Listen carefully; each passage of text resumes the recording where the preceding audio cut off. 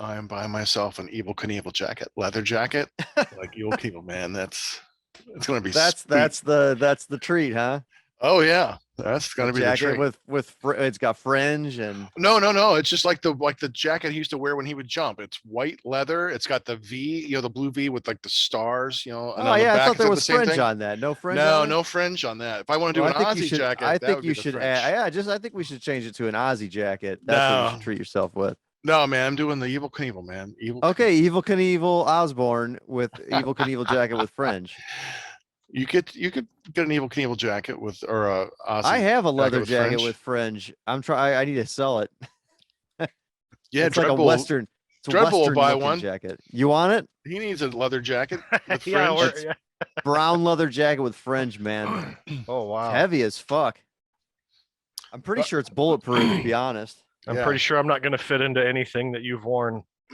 I don't know. It's a little big on me, so Little ain't going to cut it. The What stars on brought it? you to this? What brought you to this? Oh man, Evil Knievel was like my first hero. I love Evil Knievel. No, it's just gonna be Wow. the. but are you gonna do cool stunts? Because then Oh, I have a cycle for that. Yeah, of course. You I'm need gonna the do Evil stuff. Knievel bike too. Remember that? Like a Like- bicycle? Yeah, I know. I It was really like a wanted Huffy, one. Yeah, I think It was. I had really the little wanted gas one. tank on it and stuff. We like the couldn't get face- one, but my dad got me this thing that you put on the handlebar and it revved and it made like a motor sound, like a All right. motorcycle. It was like That'll work. because I wanted the EK bike. Yeah, Oh, my God, cousin had that, and it was yeah. awesome.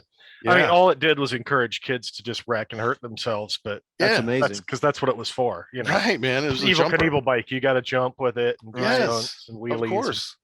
and hurt yourself. So Yes, of Right, course. right. That's like the best That's- thing. I mean, how yeah. else? I mean, you're going to get an Evil Knievel bike. That's the whole point. yeah, Right, you're not right. going to just baby that thing. Exactly. What's up, Dave? Hey, What how's up? it going? Hey, what's up, everyone? All right, Dave. How about yourself, man? I'm fantastic. Does everything sound cool? Look good? Yeah, man, you Yeah. sound good. Yeah, Cool. great. Yeah, excellent. Sounds great, Awesome man. shit. Yeah, we are so grateful that you take some time to spend with us. Thank you. I'm grateful for you guys even thinking about dumbass me to get on this. fucking- Well, that's what we like to do. We thought, what dumbass can we interview this week? And Vic said, "Hey, let's get Slasher Dave." I'm like, "All right." Hell yeah. No, you're gonna fit right in. You fit. You match. You meet. You supersede the criteria for this show. That's why I wanted to get you on here. So Yeah, Okay. we talk. We do well. Our other horror guy is not here tonight, but we talk horror movies and we interview rock stars. So you like Dope. horror movies and you're a rock star. So there we Kind go. of. Yeah, yeah. So this is going to be a lot of fun. Yeah, for sure. Yeah, I'm excited. I just Excellent. got back from I'm like burnt to fuck because I just did like a 40-mile bike ride. Oh And, Nice. wow. oh it's yeah, like- staying in shape. Yeah, it's warm in Michigan, and where are you guys out of? We're Cleveland. near Cleveland, across Okay, so northern you Ohio. kind of have the same weather. Yeah, it's like Right. 84 degrees here today. When it Yeah. gets nice out, I want to just be outside, and I wasn't even thinking I should probably put some sunscreen on my white ass. But Yeah, it's I been didn't 6 even months in think the of it. winter. I look like an albino, like a mole or something, right? Yeah, The Yeti. You're a Yeti. Abominable. yeah. your skin just Abominable blends Montag. into the facial hair and the hair, and you can't even see. You're just a white blob. You're just a Yeah. blank, Yeah, you blend in with the snow. featureless blank. Right. Yep. Yeah, we did the obligatory yard work, and then I mowed the lawn this morning. So I did yeah, I too. got it, man. Hell yeah. I didn't. I laughed at everyone else doing it while my lawn's still real tall. Don't give a fuck. You're gonna buy some goats and just let them Yeah. eat it at Fuck leisure. it. Uh-huh. That's excellent. That's cool. No, So- I'm just gonna spray gasoline all over my yard in about a week. So it'll be There you good. go. Fuck yeah. There you go. Drawing some shapes, a pentagram. Hey, can I smoke on this, or is that Yeah, a no-no yeah, you're on fine. yeah, YouTube? you can smoke, drink, You're whatever you good. want, man. I It's can all smoke. good. Okay, I'm Yeah. gonna grab the bowl real quick if that's Nice. Yeah, okay. absolutely, As long as man. you can share with Have us. at we're it. cool. Hell As yeah. long as we I'll can blow download I'll a blow it hit. in the mic. Yeah, there we go. Nice. Fitting in already. As I was Ah. saying, when DK offered us beers, and it was we'll download those right now. Right. We would right. like we would like a beer. Nice. Yeah, you live in one of those good states that has recreational use. Yeah, it's all legal now. Nice. Well, now I know Wow. who to get my stuff from because we Oh, have yeah. medical marijuana here, but nothing recreational. Yeah. You know, I think every state will have it in a it couple they of have years. Right, to. Why it's not? coming, It's a yeah. win-win for everybody. You get tons of tax money. The, Mhm. the use of opioids goes down, and you take the Right. power away from the gangs. You know, like it just everybody wins. You know. Right. Yep. I've been I'm studying botany and studying a little horticulture because I'm going to be growing my own strains here. Yeah, do it. Let me know if I'm screaming too. I'm not used to like I No don't- way, man. It'll No, be it awesome. sounds The good. louder you are, the better. Yeah, no, awesome. yeah, that peaked a little bit, but it's good, man. It's all distorted. It's all good. I want to create a nice sativa hybrid with sativa 4 with clarity and focus and energy. You know, with the calm, but without the paranoia, without the time Yep. slips. You know, so I can like write. You know, give me a boost of energy in the evening. That's what I'm looking for. You know. Yeah, I mean, I've used weed for that for every acid witch, Slasher Dave, like every recording or anything I've Right. ever done. Yeah. It's all part of the creative process for you. Yeah, it Yeah. even now, like talking, I get like really nervous, and Yeah. just taking that hit or two just like calms me down. Takes a the edge little off, bit. right. Okay. That's Yeah. cool. Well, you know, Yeah. we're pretty relaxed. We're pretty low key. Yeah, you you know? guys are cool. Not We're me. gonna- I'm super intense. yeah, we're gonna have a good Vic. time. So yeah, so if it's cool with you, we will do our amazing intro and then Best intro in the get into- world. It is, man. I think Slasher Dave's gonna like this intro, you know. 'cause he's Okay. already get to Let's the see if he Montag, gets yeah. it. Let's see if he Oh, gets it. he's a horror guy. He's gonna get it. Yeah. Well, okay. Hey, this is Kern Murphy from Shatter Messiah, and you are watching and listening to Heavy Metal Horror.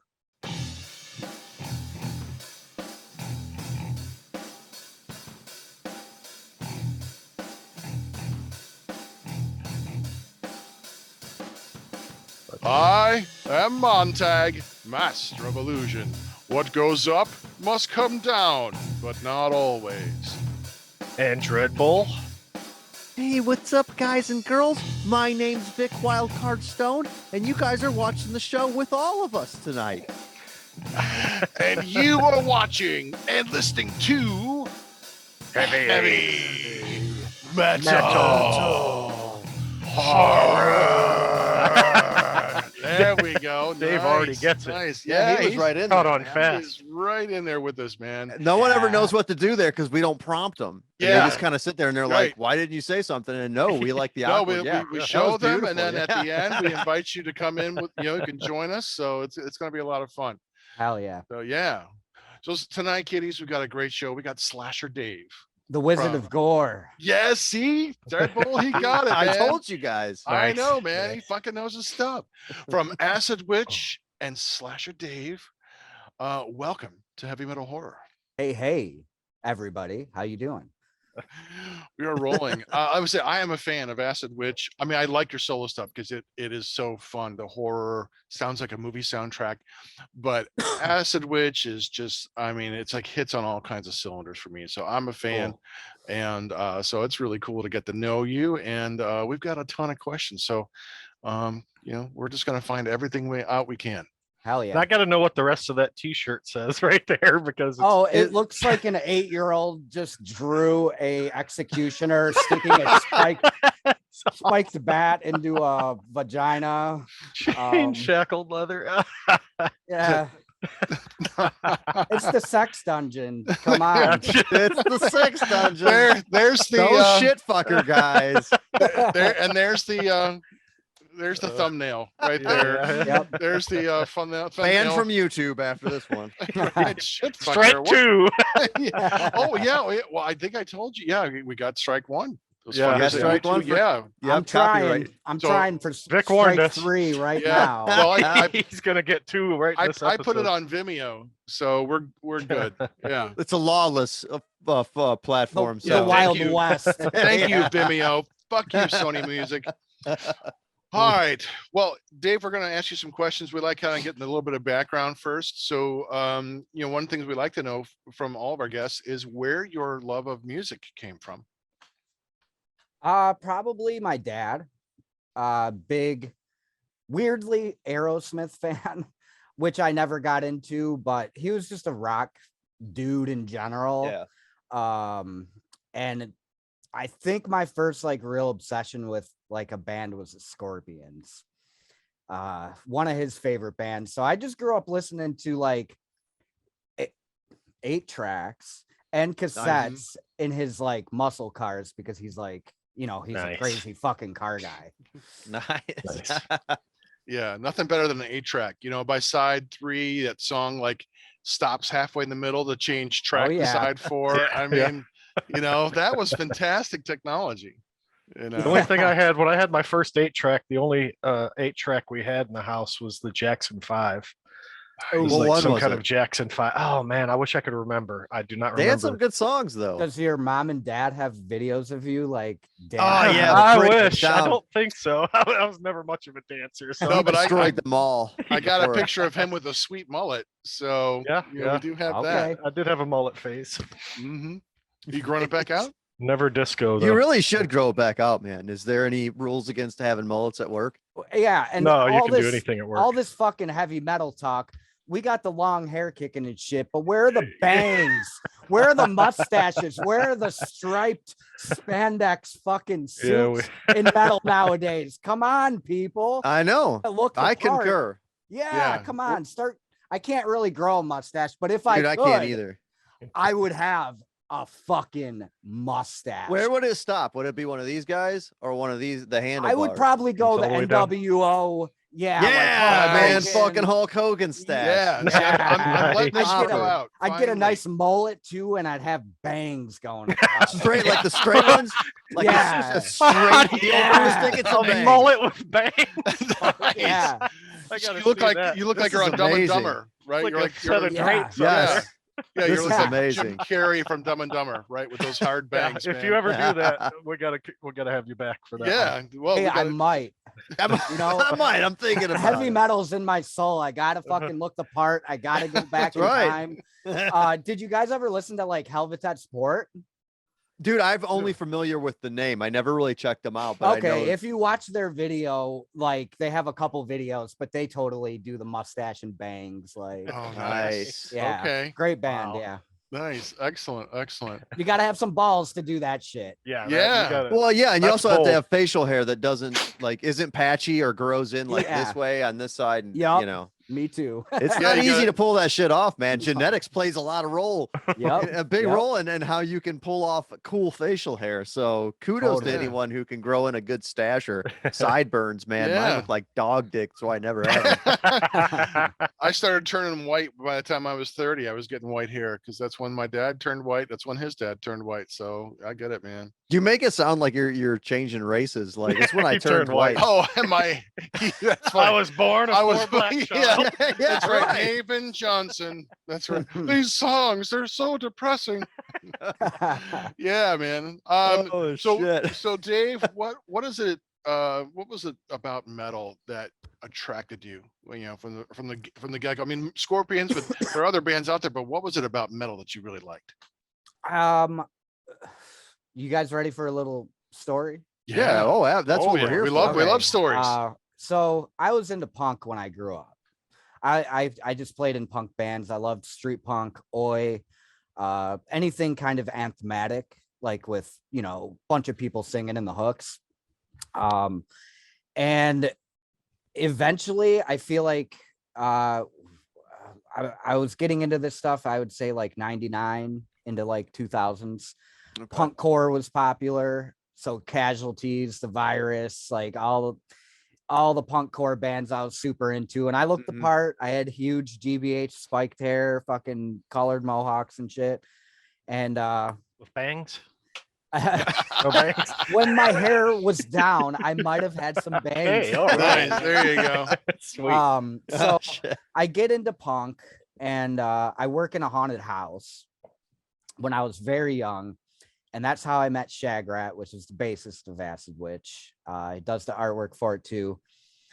Long story short, we meet each other. I'm wearing like Green Day shirts at the time. I was so young, you know.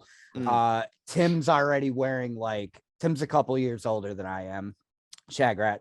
He's already got like a Venom, you know, like back patch on. He's getting into the good shit already. Mm. And I'm still like 13. I'm a little boy into like pop punky type of stuff at first, you know. we kind of lose contact. The haunted house breaks apart. He stops working, and years go by, and I start getting into punk and punk core stuff. And I don't even know how like we got there. I was like 15 or 16. I had just gotten my license. I'm with my punk friends, Fat Mike, we called him, Brian, rest in peace. Somehow we convinced his mom to go to a punk fest in Jersey at the Stone Pony. And we had tickets acquired. We bought them like online when online was like, we were like sketched about even buying them. Like, is this gonna work? Right. So we bought tickets, and I was the only one out of my friends group that had my fucking shit together and had a car and a license. Again, going back to my dad being a car guy, he wanted his kids fucking driving. So I was like blessed and lucky enough to like, so basically his mom was cool. I had smoked joints with her and shit in the past. And she was always the kind of mother, like, if you do it here, like, you're safe, don't fuck around. She was like that type of mom, really cool. And we convinced her to let us drive her van to New Jersey. I had my license, and the condition was, if I can just sit in the back and smoke weed the whole time, you got to drive, get us there, and I don't do anything. I'm on vacation.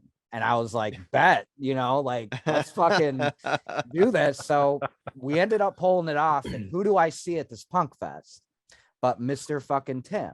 And this is like years after we had met each other and known each other from the haunted house. And I started playing in a punk band called the Rat Finks with Acid Witch's drummer Phil. Now we go like way back to like third grade. And we just started playing shows together. He was in a grind band back then called Feast or Famine, which I kind of, when I started to get into extreme music, like loved once I heard, once I got what grind kind of was. So that's how I kind of started. Tim got me into maybe a little shit like that, but going in between that a little bit. Sorry, I'm weaving. No, you're fine. We're good, man. I was just, me and Tim, we just go back in punk. That's our roots, like 100%. I started playing in the Rat Finks. I started playing with like bigger punk bands that I kind of worship, like UK Subs and stuff like that. And then we started playing together, Feast or Famine and the Rat Finks. And we got to talking, yada, yada, yada.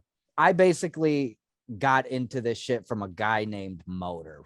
Also, rest in peace. I have a lot of fucking dead friends now. It's crazy, but yeah, it is what it is. So when I first started smoking weed, I would ride my bike over to this dude Motor's house. His name was Rick Livingston, actually, and he was my friend Warren's cousin. I don't know. I have one of those. Okay, yeah, he was like one of those. Every day he'd wake up, smoke a pack of Camels, and drink a 40. And the dude didn't have a job. He lived with his mom. He was like 40 something. You know what I mean? Just like kind of total, just deadbeaty type of dude. I mean, I don't mean to.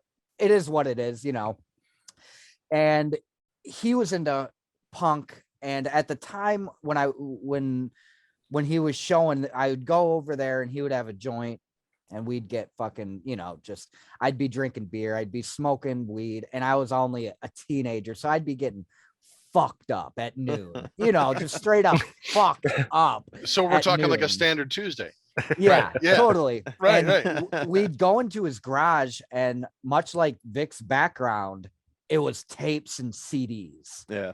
And this guy was I don't even know how he got the fucking money, but he was a hardcore metal and punk collector. And he knew I was into punk and would play, some more obscure punk stuff, old shit that he was into, Negative Approach, early 80s hardcore shit, UK 82 stuff, and one day I'm just blitzed out of my mind, and he goes, "Hey, you ever fucking hear Terrorizer?" And I'm like, No, but the name sounds fucking sick. Like, I was into horror movies since I was like 3. Like, no joke. My mom just got me on that shit. So, Terrorizer, fuck yeah.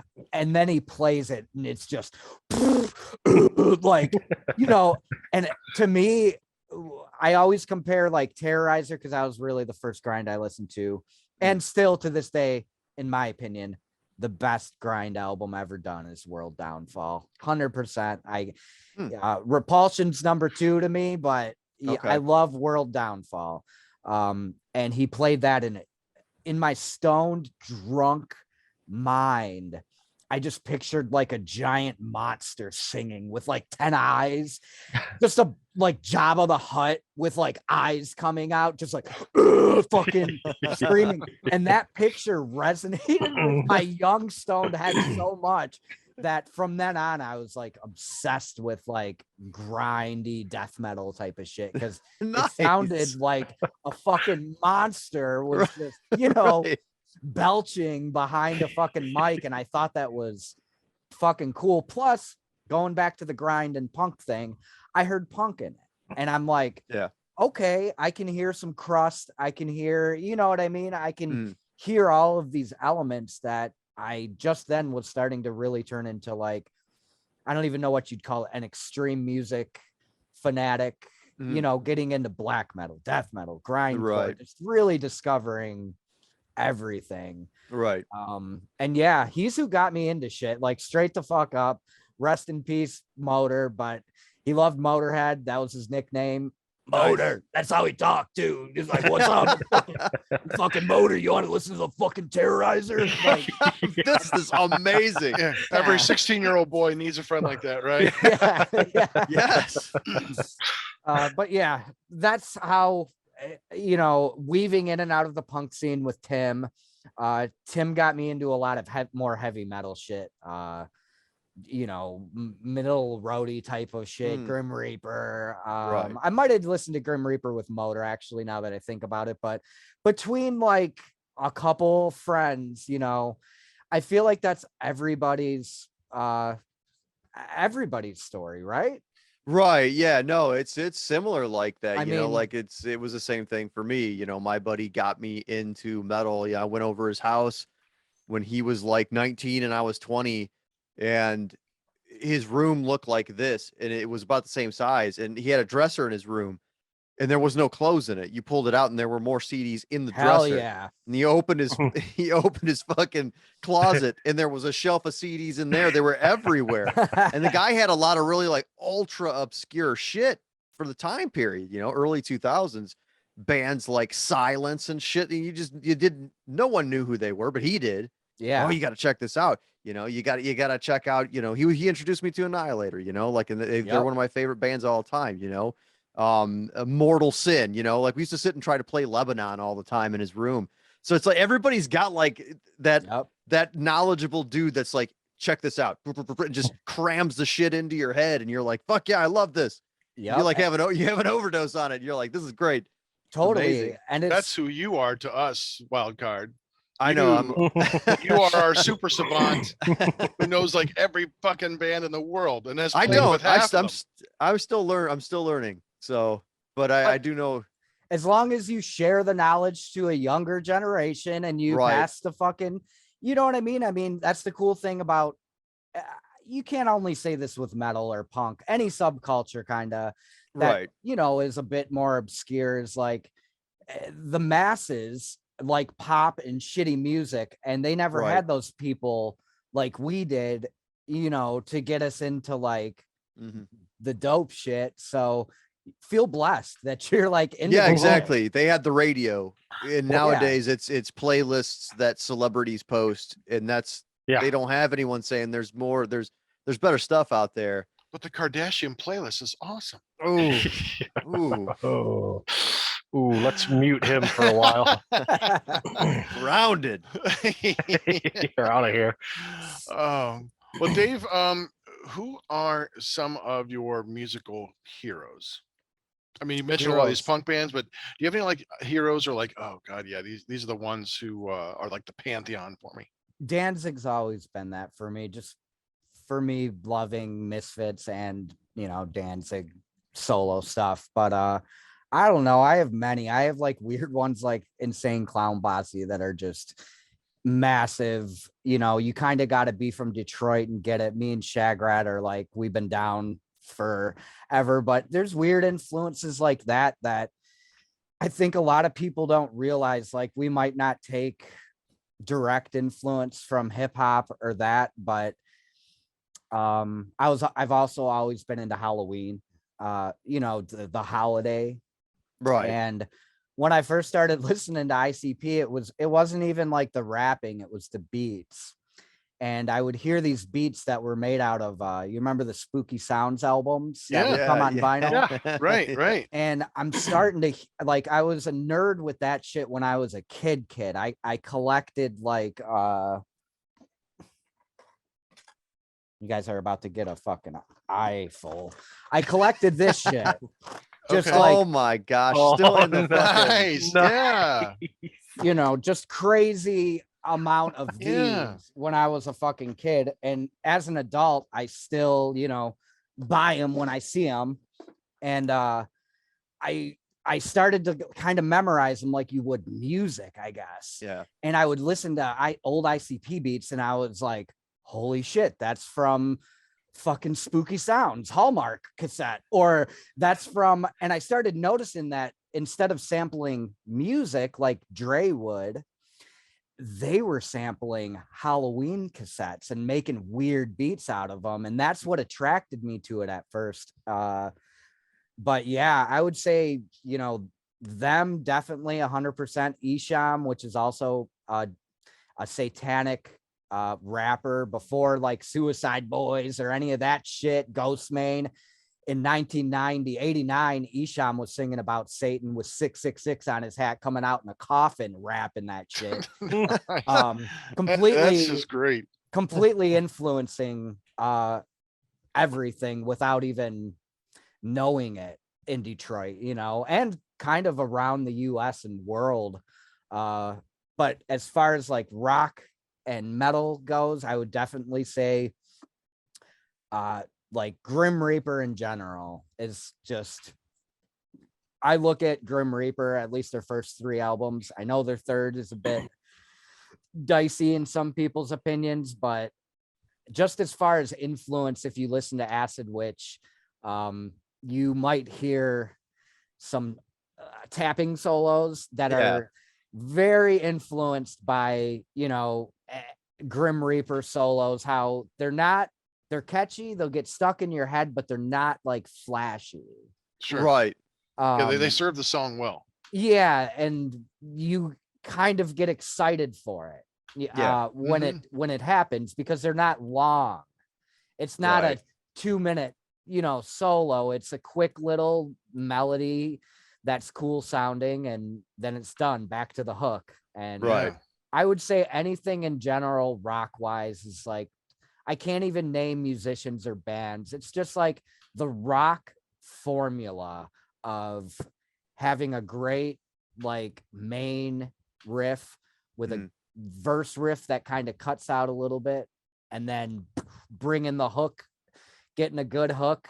And just that formula of songwriting is what I and Acid Witch kind of has always been influenced. We might be considered a doom band, but we've never had like a 10-minute slow song ever. We've got rock songs. They're like heavy metal rock songs. They're heavy, they're doomy, but I wouldn't call it. It's one of those words because it's people want to put labels on so they can describe it. You know, but you can't describe Acid No, Witch. Acid Witch, with my first experience, I'm like, what the fuck, man? Like, it was all, I thought, God, it was very psychedelic. And, you know, it was my first thing, like, wow, psychedelica. I'm hearing doom. I'm hearing this horror stuff. And, you know, I was like, oh, okay, this is kind of crazy. And I loved all the sounds that you put in, all the like this guy loves like all the record, because I have one of those Halloween soundtracks, you know, with the screen, you know, the creaky doors and the wind and the cat, like, you know, screaming, you know, the ghosts haunt, you know, bang. So I was like, oh, okay, I totally get this. You know, that's kind of awesome. I was gonna ask you about something, but I forget now. But it's okay. Where's your smoke, Montag? I'm not doing yeah, anything right yeah. now until I get my new job. Yeah, In case I have to pee in yeah. a cup. Oh, that Whatever. Mrs. Montag wants to make sure that I get hired. Yeah, you better get Whatever. that damn job, fella. Exactly. Right. This, yeah, you know. but kind of going back to that question, I feel like when you actually listen to Acid Witch and you listen to our music, I try not to really be influenced by anything. Like clearing your head, smoking a bunch of weed, and just making weird shit. And if you can get away with just making weirdo shit like that, I feel like you're doing a good job, because Yeah, right. it's not, it's not like we're the best musicians or we have the best gear. Our albums are really raw compared to like other bands that are like smaller, way smaller than us, way more underground, but we somehow sound like lower production. But we've never really looked at it like that. It's kind of always been like Shagrat and I has always kind of looked at it as like, let's just make some cool music and have fun doing it. And if it comes out cool and people like it, then people like it. We were really nervous with like Midnight Movies and having like an 80s cock rocky singing. We weren't sure if people, were gonna like get that Right. at all. And now that we've done that and we've done some other weird shit, no one knows what to expect with us. And that's kind of fun. That leaves it wide open for you though, man. Right. Yeah. That makes it fun. Yeah. So I don't know. We've always just been about having fun. It's like, it's not a money thing. It's not a fucking ego thing. It's not an image. It's nothing but having a little fun with some friends and writing some fun music. Yeah. Just like what we do with this podcast, Exactly. Right. We're just having a good time. Same thing. Yeah. I remember now what I was going to say is, like you said, you were a fan of Grim Reaper. Well, Steve Grimmett is going to be coming on the show in a few weeks. So lucky for you guys, because he's got, I think it was 2019 or 18, just saw him, here in Detroit. And you got to appreciate a man that can come out in a t-shirt that has a gothic vest on it. Like you know what I mean? Like a suit. The shirt was the vest. Yeah. Amazing. So you got to appreciate that one with Steve Grimmett, but his voice still sounded like amazing. And if you watch those like 87 live videos on YouTube of them playing, holy shit, like how is this man's voice sounding better than the studio recording? Like what pipes? Right. He's, in my opinion, the best heavy metal singer of all time. That's, my favorite Onslaught records, In Search of Sanity. Me too. 100%. The riffs are there, and then you've got Steve Grimmett. It's a no-brainer. It even going beyond that, In Search of Sanity is like top 5 thrash albums ever made. It's super fucking good, man. Like it's really up there in my top 5 thrash of all time. Right. Shell Shock. I mean, yeah, dude. Oh, I used to want to be a fucking indie wrestler and come out to Shell Shock. Dude, that would have been amazing. Nice. Be like, you remember the one-armed dude in The Simpsons, the war guy? Yeah. In early episodes, just come out like all like fucked with camo and shit to Shell Shock. That would be the fucking sickest intro ever. That's amazing. That's a great idea. Your final move, your patented finishing move would be the Blitzkrieg or something like that. Hell yeah. That would be awesome. Right. Or lightning. Just fucking be like, boom! Like, fuck you. Yeah, some flash powder, Yeah. That would be This is the best wrestler ever. I'm already behind this character. Nice. Well, I want to talk a little bit about your creativity and your process. You talked about, just having fun, smoking some weed, and just kind of making crazy, music that's kind of, wild and kind of fucked up. So tell me a little bit more about, like, because your Acid Witch is really this really cool combination of all these sound. I mean, and it, each one could be interesting on its own, but then when you bring it all together, the doom, the death metal, almost like the psychedelic, the horror stuff, there's like a tongue in cheek. It's a lot of, it's a fun. When you mentioned fun, it is a fun sound. So can you talk a little bit about how your creative process works, like when you're writing new music and lyrics for this band? Yeah, I'm not really much on the lyrics end, because I mean, I have done Acid Witch lyrics. I've done a bunch of lyrics in the past, but Mr. Shagrat is just an insane storyteller. Like, he should be writing books. He's so good. And so that's more, I like to like leave the lyric side of stuff more to him to inspire me to kind of get on the riffs and write some other stuff too, because he's just a maniac. With Stone to the Grave is like, everyone thinks, oh yeah, smoking weed. It's like, no, that's like the anthem for every punk or metalhead that ever got picked on in school for being different. Like, it's not about smoking weed stoned. It's about getting rocks tossed at you and getting stoned out of your community for being a freak. You know what I mean? So that's on him. But as far as like we go writing music, it always usually just starts out with the dumbest riff idea.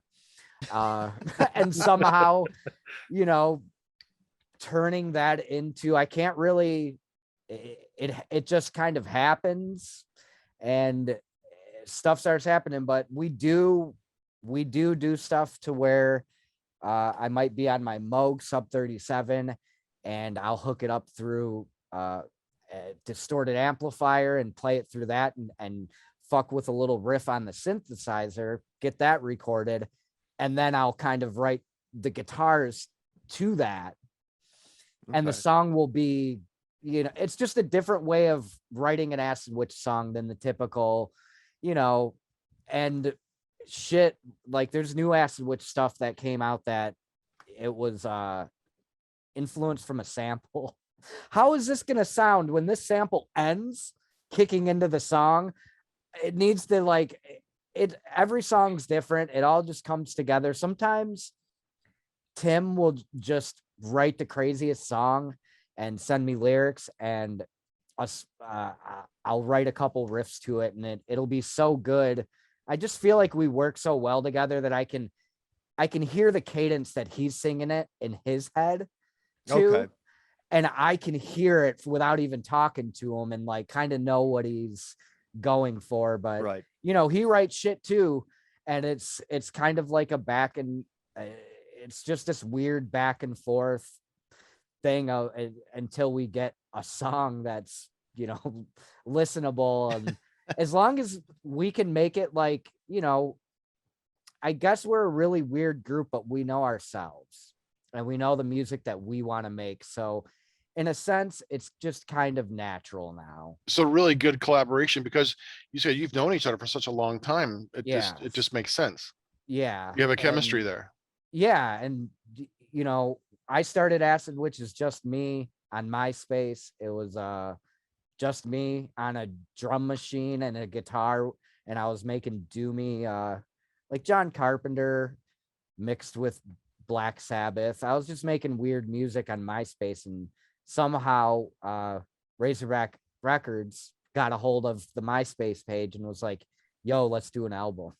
And at the time, they were like one of my favorite labels, with like Frightmare, Blood Freak, and like all those bands. And they didn't know it was me. And I called Tim that night and was just like, yo, I've got an idea. Like, he had kind of heard and knew it was me, but once he checked it out, he was like, yo, I'm on board. And then it became the real, like, what everybody kind of knows Acid Witch as. It wasn't until he really got in, and, you know, a lot of the shit we did at first, you know, going back to the word fun, when we came out, we were, you know, we were so ahead of our time on shit that the metal community, half of it was like talking shit and calling us Thunderground. And that's a term, huh?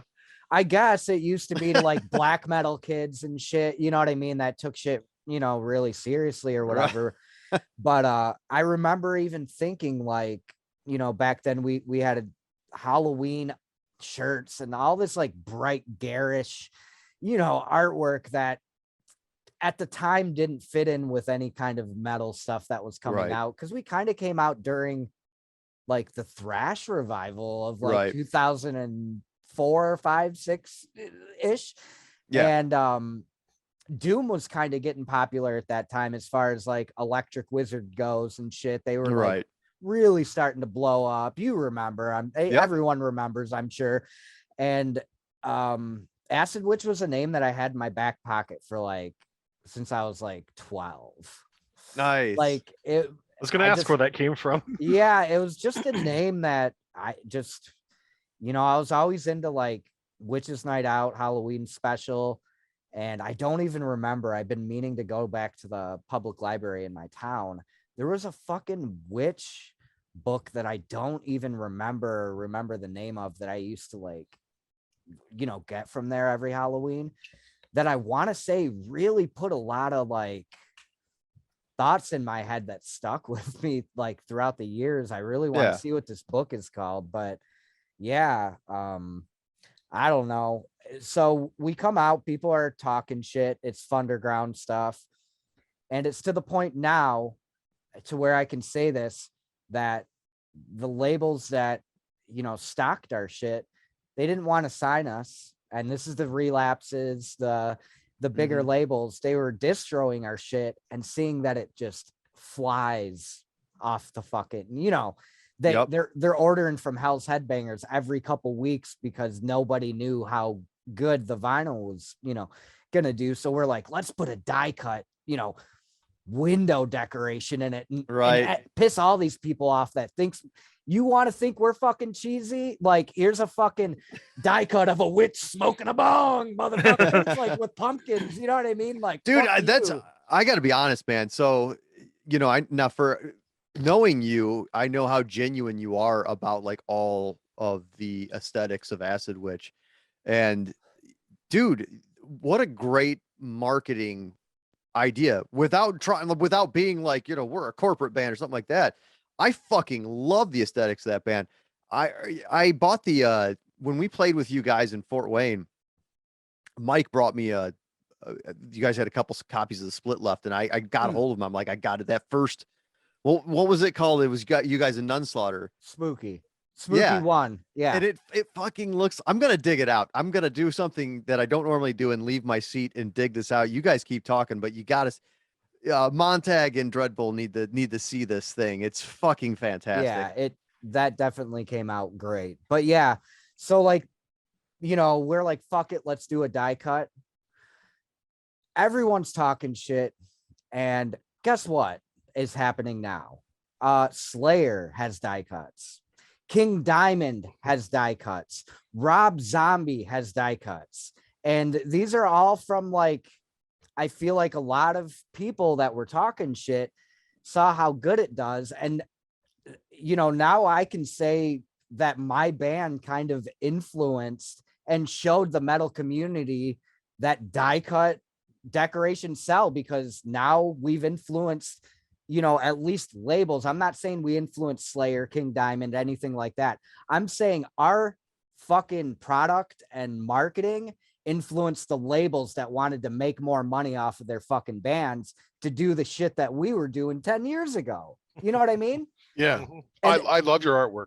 I mean, that's the one thing that is so cool. It's like, I want that on a poster. I want that on a fucking t-shirt. You know, I want that artwork because it's so identifiable with your band. It's like, and it just screams of like Halloween Horror House and like the kind of shit that you would see in a really cool Halloween store, you know, but not like, you know, it's not the happy kind of stuff. Like, no, this is the stuff you want in your art. You want like a 6 foot tall witch who looks just like this, because that's going to be like the coolest decorations in the whole block. And especially what he's showing, like Shagrat usually, I mean, we've had other artists do the artwork. Oh, it's too, you got to bring back it up a little. Yeah, it's bring more it to the light. Kind of dark.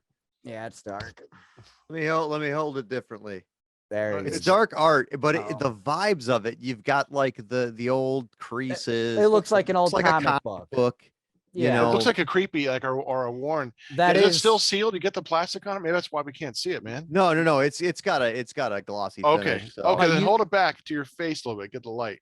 you just called it though. That's like influenced Oh, by okay. creepy, and Yeah, that's yeah. a creepy cover. Right. Totally. And Shagrat, again, going back to the collaboration, Acid Witch is a weird band that's not only music collaboration. I'm a graphic designer, so is he. I'm an artist, so is he. And he already, without even knowing each other, collected creepies and eerie's and shit. Nice. Right. And that's something that we love together, but he didn't show me that shit. I didn't show him that. That was something that we separately were already like into. So the Right. band just works perfect, because when he's doing that artwork, I can totally trust him to knock it out of the park and know that whatever the fuck he's doing is going to be the sickest shit ever. Mhm. And like, yeah, like I'm a genuine fucking fan of, his artwork.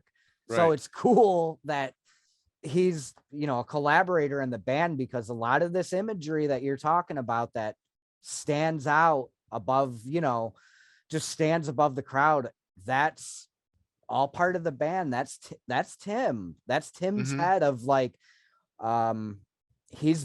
we're both very conceptually obsessed with, Yeah.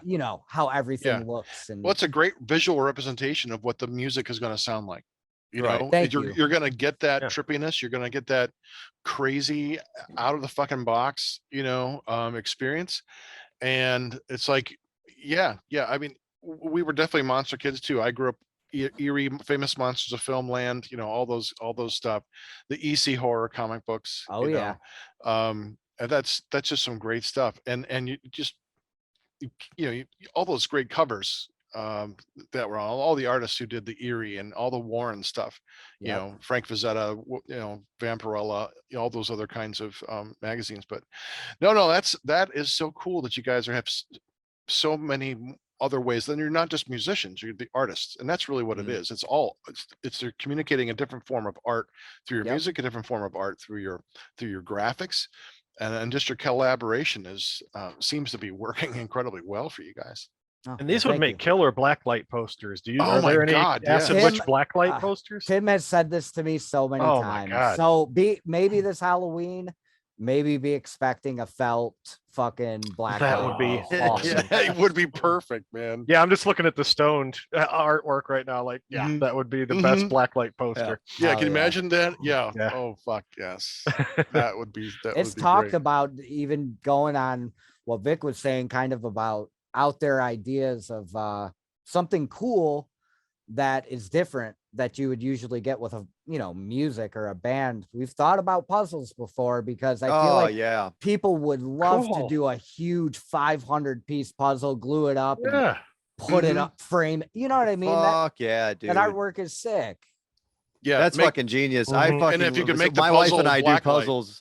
We do puzzles like Oh, yeah. it's a holiday thing we do every Christmas, man. Oh, It's cool. like the week we get out, we'll do 5 to 1,000. Just Yeah. depends, That's dude. awesome. As stupid as it sounds, fucking people love puzzles, man. Yeah. And if you're dealing with like, I've contemplated numerous times shelling out for like the Iron Maiden 500 pieces. They're Yeah. overpriced, but it's like this is fucking killer art. I want Yeah. to sit it down is. and make a And- puzzle, and I'm sure Iron Maiden sells a shit ton, but let me tell you, I've looked into it, and it is just to do. It is like, we wouldn't want to give you a bag. Well, I Right. want the whole box. I want the box. right. I want an old Kmart logo on it, maybe like dumb Yes. shit. You know what The I mean? sticker it's Like, on Yeah, slightly absolutely, yeah. sideways. Um, It says if you guys, discount. well, Pumpkin Time is the old Kmart Halloween line. Rest in peace, Kmart. Rest in peace, Pumpkin Time. But it'd be sick to put a Pumpkin Time Kmart logo Yeah, on right. a Yeah. fucking. Who's gonna Right. sue us, motherfuckers? You're out of business. Right. That Yeah. would be awesome.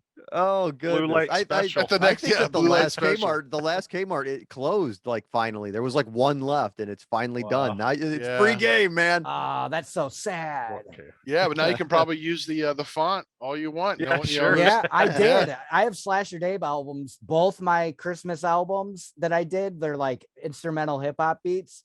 Both are Kmart If you look at the artwork, both have Kmart on them. So Nice. I've kind of already done that in the digital Okay. Yeah. realm of things Right. because I actually have stickers and old packaging. So that shit on it is like actually, I just took a picture of it with my phone. It's an actual like Kmart price tag. Yes. Oh, that's awesome, man. You know, That's add that amazing. sense of fucking realism in your shit. You know what I mean? Right. Right. Like, It's the fucking- details, right? Yeah. The details for the people who get it. You're like, oh yeah, okay, that's The I tried to nostalgia. get Mhm. Sean to put creases on his Halloween cassette, and he said, "No, let people make their own creases." That's what he told me. Yeah. He didn't That's like that funny. aesthetic. That's funny. That's awesome. So does Acid Witch do a lot of touring? Do you see yourself, have there been, I mean, I know you toured, played with Vic and stuff, but I guess I'd like to talk a little bit about touring. Yeah. So do you like playing smaller venues where, very intimate, you can see the crowds, or do you prefer, playing the larger arenas or, festivals or I don't- where's events? I wish we've played an arena. I've never played an arena yet. If we ever fucking do, the roof's coming off that. No, I'm just joking. But no, like it's a mix. I love a nice little venue with good sound on stage and off stage. I like to be able to hear what we're, everybody's doing a decent monitor system on stage. That matters kind of, a bit more to me than how a little or big venue sounds, because I need to perform. I need to hear everything, and I have a hard time doing it if I don't. But Yeah. I prefer smaller venue in the sense of like every one of you will know what I'm saying right now. If you go to a good small venue and they have a good sound system, it's much louder than a big venue that you're far away at. Right. It's more powerful.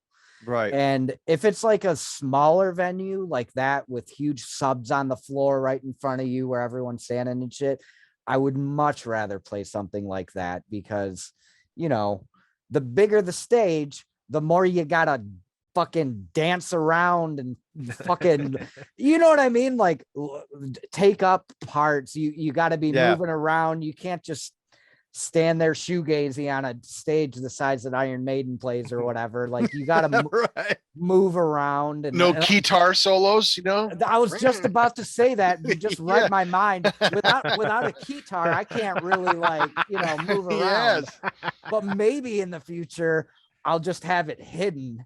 Right. And then if Yeah, we're at a do you big ever enough, I just could just bust it out. Cool. And fucking- Yes. You ever just thought about putting like a plank of wood on your Moog and just a strap and just walk around and I've never but that's a Yeah, Vic. God, don't be such a stupid That's fuck. Dumbass. that's a dope idea though. I mean, I usually don't tour with the Moog at all though. Okay. I tour with a compact keyboard that can do it all, every Okay. sound. Okay. My Moog is an analog synthesizer, so I can make sounds and it has synth sounds, but I can't bring up a choir or a bell. Right. I need a keyboard for that. So Right. I try to bring a synth keyboard. So I have Okay. the bell sounds for the goblin sounding shit, and I got the synth for Right. Right. the more electronic-y sounding shit. But yeah, and then I don't know if you got. We did a couple shows. Danzig asked us to tour, which blows my mind apart that Danzig himself wanted us to do 2 dates. I don't know if you guys were at that show at the Agora. It was with him in Ohio. Acid Witch, yeah, we opened up for Oh him. shit. Yeah. And we did one in Detroit at the Fillmore, I think, bigger venue. And if you can get the sound right on one of those bigger venues, I like playing that shit too. Of course, you want to being in a band, you want to play in front of as many people as you can. If we're not looking to become, crazy. We're just looking to give our music to as many people, that like-minded people that might like horror movies and Halloween shit, that we can, Right. and that's kind of what it's all about. So of course I love playing, you know, the bigger venues that more people are there. And as far as going back to the touring question, I fucking hate touring. It's the worst. Like, you play for an hour. Like, I don't want to be in a van with a bunch of fucking dudes. Like, just like, that's not why we're doing this. We're doing this for that 1 hour a day that we get to play in front of like-minded people that we get, you know what I mean? Like, the rest of the day is complete fucking hell. You know, you're in a hot van. You can't enjoy the festivals you're playing. Here are all these great bands that influenced you that you love so much. And you're playing it and then, woo, see ya, you're gone. You can't see any shit. So it's kind of, you know, it's just this balance of like, sometimes it fucking sucks and sometimes it's fucking awesome. And touring is just the absolute worst unless you're like an Iron Maiden and you have like, you know, we're not at the bandwagon level, the camper tour bus level, Right. of music. We're not fucking, you know what I mean? Right. We one tour with Psycho Vegas. I want to say it was the first year of Psycho Vegas. We played Psycho California the year before, and they asked us to do a tour leading up to our performance at Psycho Vegas. Okay. And they got us a bandwagon. And that was the one time we toured with individual cubbies and, you know, we could just shut off to the world and go to sleep. And I did 100% love that. I got more sleep and had more fun than I do in real life, like everyday life. Like, if I could tour in something like that, I would like touring a lot more. Right. But we're not, you know, we're not at that level, and it is what it is. And touring in a van is the fucking worst, especially with us, because going back to the art and kind of the aesthetic of the thing, the past couple of years, we've been touring with a gate, like a funeral, or not funeral, like a cemetery gate. Yeah. To go on the front of the stage. And, you know, touring in we want our show to look great too. You know, we want to look dope to, I always go back and thinking of when I was a young kid, and I know every one of you have this time that it happened too, but you were at a show and you were looking up at the band and it was just the sickest shit you ever fucking seen in your life. As far as just how not even music, just how it looked and how they performed, and it just blew. I've had multiple things like that. So we want to bring a more theatrical. We've been touring with a witch that might hand you a little bit of candy, might hand you a live worm. We don't know, but we've been doing that, and some people are really grossed out by the worms, and some people were just sitting front stage like stretching them apart, like, oh jeez, like while we were playing and shit. And we've even introduced a little from the witch, the person that we won't reveal the name, who plays the witch. Even brings pyros in once in a while to throw in the crowd. Never know what you're gonna get. Yep. Trick or treat, man. Oh wow, that is awesome. Yeah. So when you're on the road in this shitty van, you know, I love the people I tour with, and I love my driver. Shout out Kirby. Anyway, right? Yeah, it's just not. You know, I mean, you're not living the rock and roll lifestyle that you not you hear about. glamorous. It's not glamorous, but you're out there. You're getting your music to people, and you're having fun for that hour. So, what is your favorite food to eat while you're on the road? oh god, you ready for this? Yeah, Worms. Yeah, we just drink beer and smoke weed and eat worm. Bait. We stop by all the bait stores and fill up on fucking worms. No, I shit a lot. And straight to fuck up, when I'm on tour, I don't feel like fucking like pooping everywhere. And so I eat a lot of like nuts and like gummies and like shit that'll kind of like, you know, stack my stomach up a little bit, kind of like, so I don't need to fucking shit as much. And it fucking works, guys. Like it's like, I know Holy it's funny. I know it's fucking funny, but I'm being 100%. This is a worry of mine on the road. Is like, Dude, I love how realistic your stories are, man. Yeah. Like you're not sugarcoating anything. No. That's great. this is tour. That's Gas great. stations and poop. You're pooping in gas stations. that's Right. so true, dude. It's Oh, so true, man. Yeah, Vic So told us as lots a- of stories. Yeah, about as not a- eating before our show because he doesn't want to shit halfway through Yeah, the set. so Yeah. you do the pre-show shit. I try to shit as much. I might pop off 2 or 3 nuggets before I fucking, just to like get it out, like just so I don't need to shit when I'm like, you know, On if I gotta, stage. yeah, I don't want to have to fucking shit on stage. That I couldn't even imagine. Give it to like, the witch Oh. and she'll hand it out to people. Yeah. Here's a bucket. You don't I know mean, what's in there, man. if I was ever gonna go like poopy on stage, I would just drop them, and you know what I mean. I'd make it part of the Just show. At that Yeah. point, it's just like, I don't know. This is happening, guys. I'm The sorry. show must go on. That's Yeah. right. Then you got to change your name to Shitfucker Witch. 'Cause- Right. Acid witch with 2 S's. Ass. Yeah. Ooh. Right. Yes. Yeah. Oh, Wow. Dude, no, Yeah. I totally get it. So yeah, That's- eating the stuff to bind you up's pretty good. I Dude, tr- one I- time I played a show at the Alrosa Villa down in Columbus, and on the way there I had this coconut water, and I was like, oh, people were like, get real hydrated before a performance. It's good for your Hmm. voice and whatever. Oh, coconut water is the most hydrating thing, right? So I drank this whole thing, and dude, I thought I was gonna shit myself before I got to the Oh, man. venue. And I went into a gas station, and there was a line for the fucking bathroom. And I got right back in the van. I said, go to the venue right now. I'm going to shit myself. We got to the venue.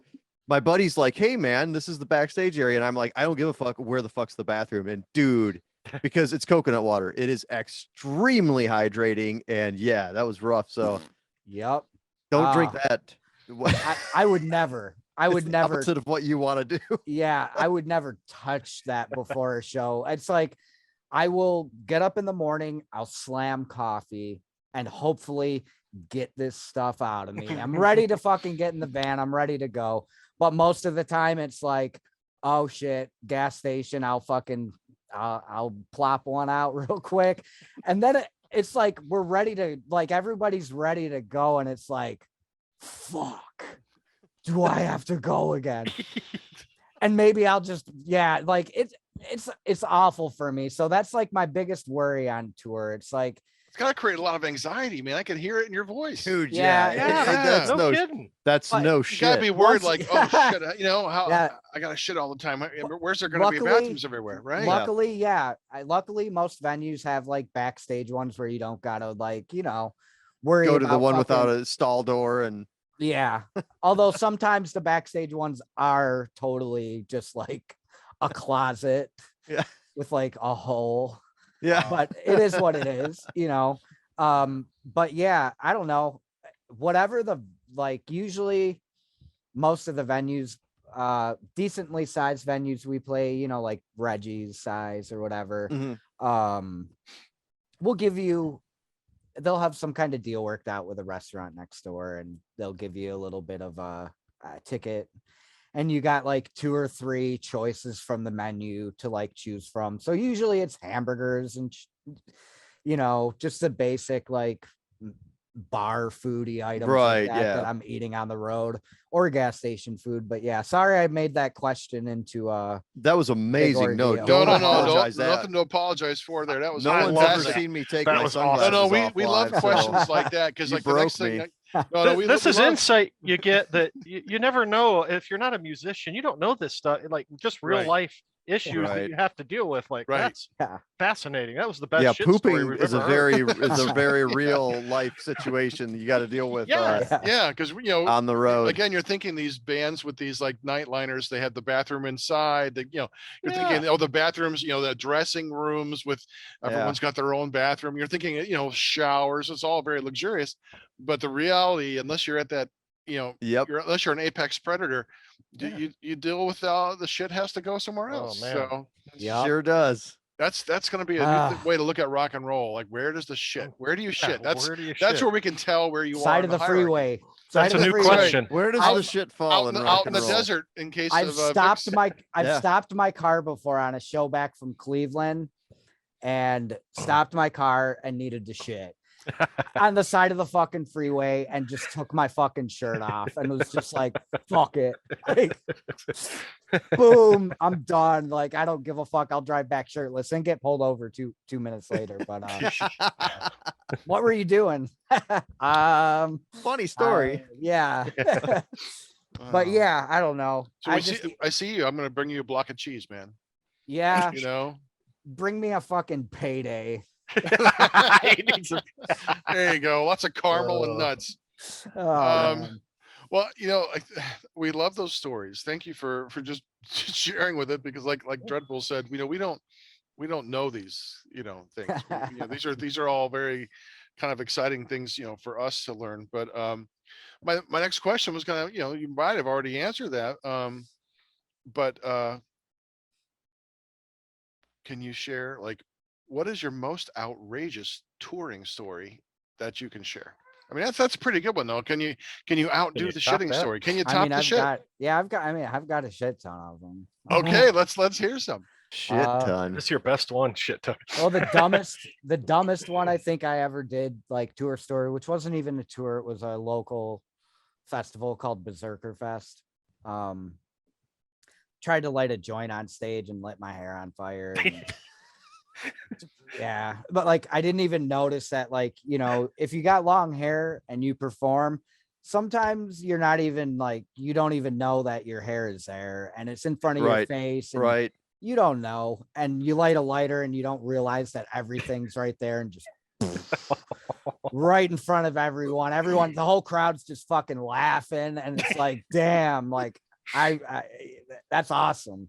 But I don't know. Europe had some pretty fucking crazy times of just wild women trying to fuck us and sleeping. And you know, we ended up at this one fucking, it was like a squat in Belgium. It was an old bar, and they had, like, you know, you walked in the front door and it was a bar with like stools and shit, but it was trashed and there was just like dusty junk everywhere. And it was a free squat for squatters, I guess. And the promoter takes us in it, and it's pitch black. There's, like, you know, no electricity in it, cold as fuck. And we got to do what we got to do. We're in Belgium. We got to just sleep. And he takes us to this fucking back room, and we all flip our phone flashlights on, and it's like a gymnasium type of room in the back, or like this big warehouse full of tents set up. And we're like, whoa, like, this is fucking sick. Like, it's like an indoor camping, like there's like tents set up and shit. And as we moved into the room, it just began to get more nightmarish for us and me. And as we started inspecting inside of each tent, it started to fucking get more dreadful as the flashlight shined on each spider web, giant roach eaten, blood, cum, piss, poop splattered, everything that our lights touched inside of these fucking tents. I was seeing bug carcasses that big that just had the stomachs eaten out of it from a creature. I don't even know what would do such a thing. But I was just seeing these shells of small fucking animals everywhere, and I was just like, holy shit. And as we started looking, it was just complete hell. I don't even know how my bandmates found a spot to sleep back there, but I'm terrified of certain things. I'm not going to say it so no one comes up to me with shit, but I'm terrified of certain, things like that. And I was like, fuck this. I am not. So there was like a cum couch that I slept on that, it was dry, it was better than like sleeping. And it was like imagine webbing, but like a wall of it. Like it turned from transparent to a solid. Oh man. White. You should have That's taken it. some of that stuff for your stage show. That sounds like a great stage props for Acid Witch. If anybody grabbed that shit and brought it in the van, I'd kill him. I would just fucking. You just shit your pants right there. Yeah, it would turn. I don't into need to go, guys. I just did.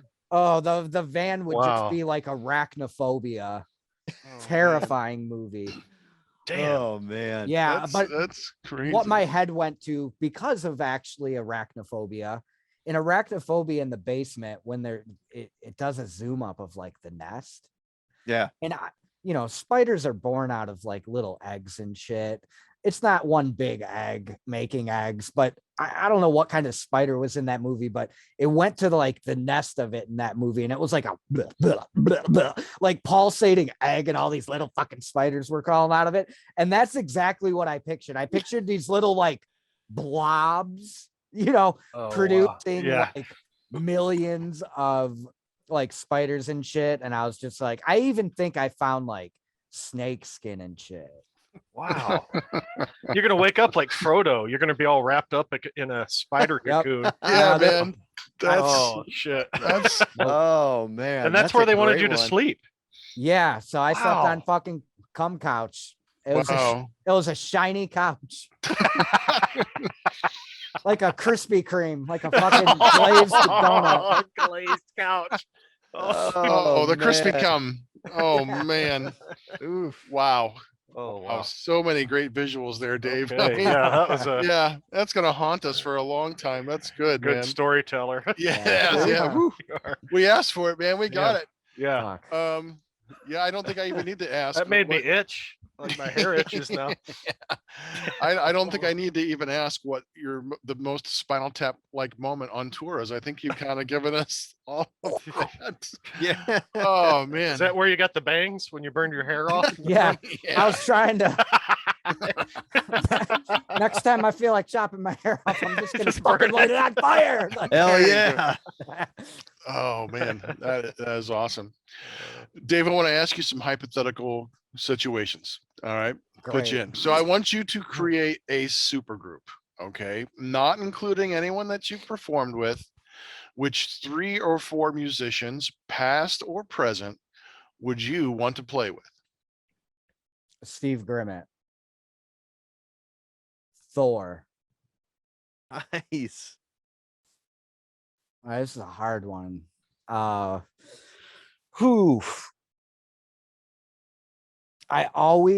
don't give a fuck about any other drummer but Phil Warren. I always want to be playing with my drummer.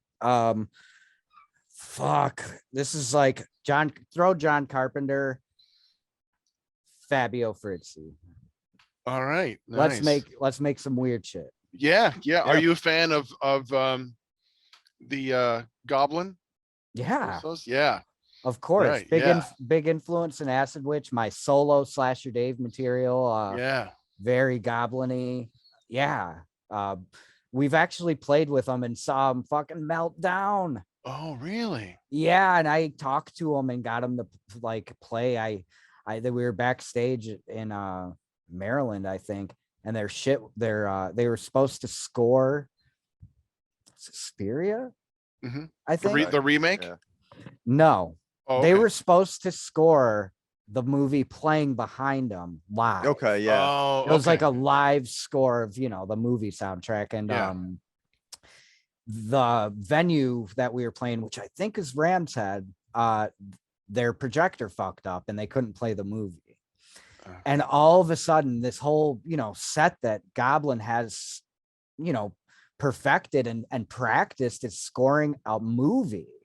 And now they don't have that movie, and they got to basically just toss shit out of their ass and perform normal songs in front of a huge group of people that they probably haven't practiced in a while. They were gonna play Suspiria, And I was just like, yo, just go out there and crush it. Like, I just quickly said that, like, just play your other songs. Everyone's going to fucking love it. Like, just, Right.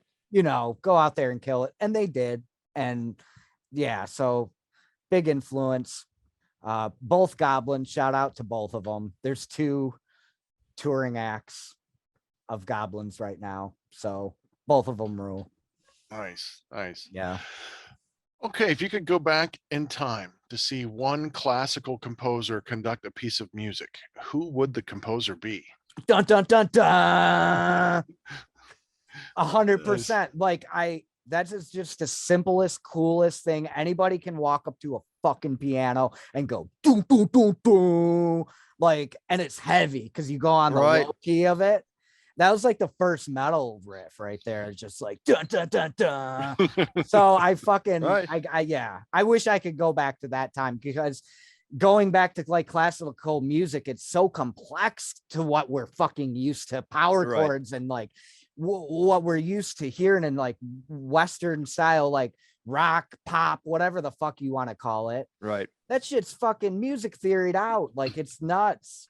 So to go back and like, see him play those 2 dumb notes right next to each other would be, and him just be like, okay, fuck yeah, that's sick. Like, his wife walks in and he's like, yo, fucking check this shit out. Dun, dun, dun, dun. And his wife just looks at him like, yo, that shit's sick. Nice. Mrs. Beethoven rocks out. Yeah, this is amazing. That's fantastic. All right, last hypothetical. If you could be any superhero for 24 hours, who would you be and what would you do with your day of power? Another insane question that I need to think about for a second. Might need to take another hit on what this was one. the question again?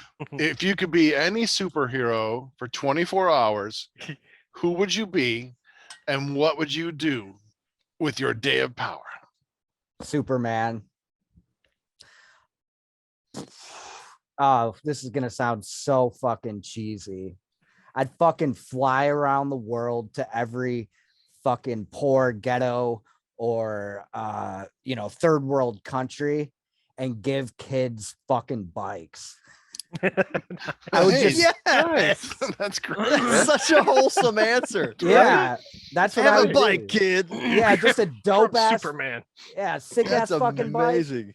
I love it. Yeah, because you can carry a whole lot at one time. I could, yeah. I mean, carry like 10,000 bikes. It's like just dole them out, man. I feel like if you're in part 2, as Superman, there's a chemical spill down the road in Smallville, and Superman fucking blows an ice lake. He freezes a fucking lake, and he picks it up and he tosses it above the chemical fire. So I feel like, you could fit a lot of bikes. You could just take one of those shipping vessels that are like continents in the zone, fly around with that and fucking. Yeah, or just toss a bunch of bikes into a lake and fucking freeze it. Dude, no. Even better, you just take the bike manufacturing plant with you. Yeah, pick the whole plant up and take it, and then the kids can have whatever bike they want. They custom bike. Yeah. Oh yeah, there you go. And it'll give them Knievel bikes. I could bring jobs gonna mention that. too, because everyone can make bikes now. Yeah. So bike plants across every third world country has bike plants. Boom! All of a sudden, the hospitals are shutting down and everyone's healthy. The elitists are just like, fuck. He brought the bike plant.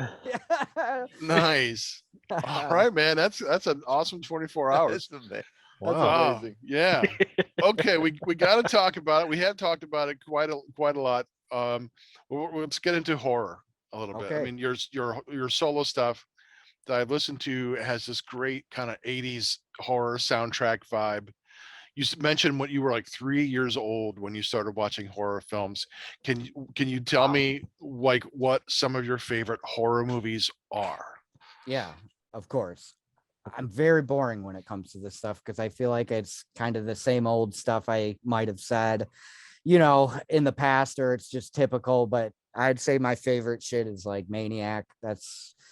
Maniac is like the soundtrack like really affected me. The movie really affected me when I like first saw it. Anything like, I don't know, old New Yorkie, like just that sleazy grindhousey, vibe to it. I eat it up in any movie, whether it be Basket Case or Yeah. any. If it has that vibe, the movie just has a sleazy quality to it, and I love it. But Halloween, like 1, 2, and 3, I gotta say 1, 2, and 3. Again, going back basic shit, but that's when I was a kid, especially part 3 though. When I was a kid, that part 3 really affected me, and it freaked me out in the sense of I was old enough to realize that it was a Halloween movie, but Mikey wasn't in it. And it was about a corporation that produced Halloween novelties and masks. And I was obsessed with that as a kid. So, we had Lynch's by me a couple miles away from where I grew up. I feel like everything in that store would have been something that you would see like Silver Shamrock right, produce or make. And I don't know, there's something so nostalgic about I can't explain it. Wood grain pharmacies from like the 70s. A look of like Halloween 4 has it with Vincent Drug, which is also in The Sandlot and a bunch of other movies. But like you guys have to remember, like, picture mom and pop pharmacy, not CVS. right. Back in the day when Halloween came around, the cash registers would have these like dumb made in China bendy witch, just like a bunch of novelty shit. So I don't know, Halloween 3 affected me to the point of like I loved Halloween 1 and 2, but part 3 kind of molded me because I collect masks, and I've collected masks since I've been a kid, and I feel like that movie has a huge part. But Nightmare on Elm Street 1, 2, again, basic bitch horror shit, but I agree with Mr. Chaz Balin, and you can't fuck with Nightmare 1 as far as a splatter slasher, just like gory teen cut 'em up movie. It's so different, it's so good, it's so fucked up, it's so cheesy at times with the long arms, but that's the only scene that scared me when I was a child. That was the only scene I'd see the trash can roll and then the arms come out, and it looked so fucking fake. But I don't know why that was the only scene in the movie that I was like, fuck. I was saying, oh God, I was like, fuck, just like Miss fucking Tina, which Freddy also has a Southern accent in part 1. I don't know if you've ever noticed.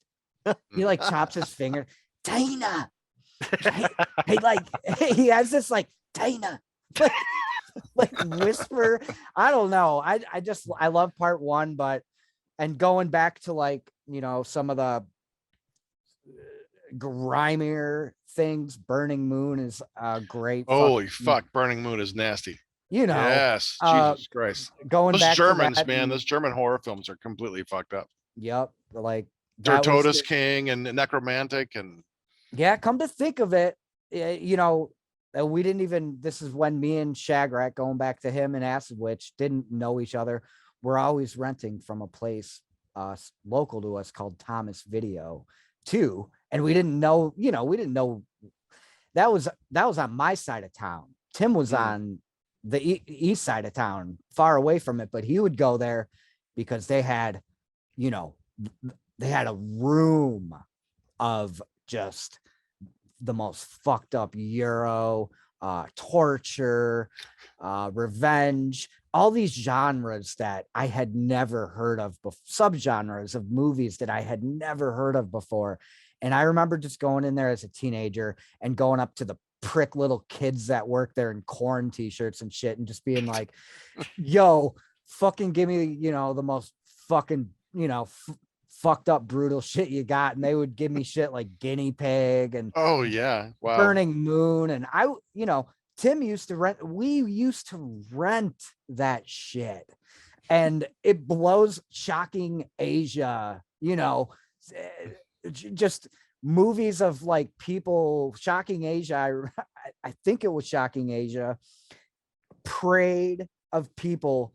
This dude had a wood paddleboard with like roofing nails sticking out of it, and he's just whapping his fucking head in it so hard to the point to where it gets stuck, and people run up to start trying to like take this board off his head, and you just see his head like like